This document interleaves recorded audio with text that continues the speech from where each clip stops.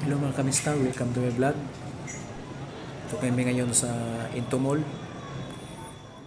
Dati sarado to, Into Mall dati ay ngayon nasunog yung sarawat. Kaya sabi nila lipat tayo dito sa Into Mall. Opening nung November 7. May trabaho kami. Ngayong araw to, di off namin, kaya pumunta kami doon. Dito kami ngayon. Sa pinasabi lang sarawat daw. Maraming tao kasi Friday. Di off, araw ng di off ng mga tao dito, mga trabahador. Maraming tao. Kaya pumunta kami, bumili kami ng pili kami kung makita dito. Damit. Tapos nag-grocery rin kami, bumili kami ng gulay, isda, karne. Kasi ng mga gulay. May pagmasa ng gulay. Kung saluyot, sitaw, gulay. Dito. Gulay talaga ng mga vegetable talaga. Ang bili namin.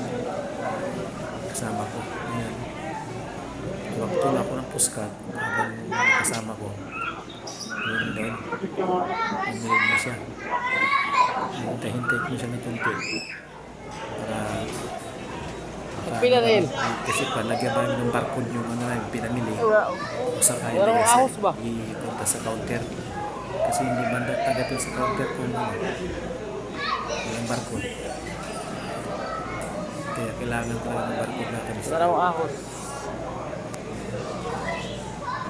Parang 5 kilo ahos yun siguro.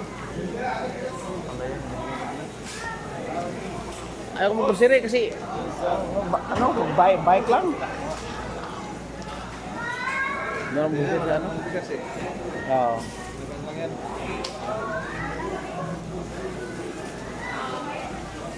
Wala na doon sa kumpanya, hindi na. Dito? Isda. Bakit? May manok mo dyan. Oo. Ang baka yun. Magkano kilo yung baka? 59. Uy. Mga alaba. May baka. May baka. May munggo kaya.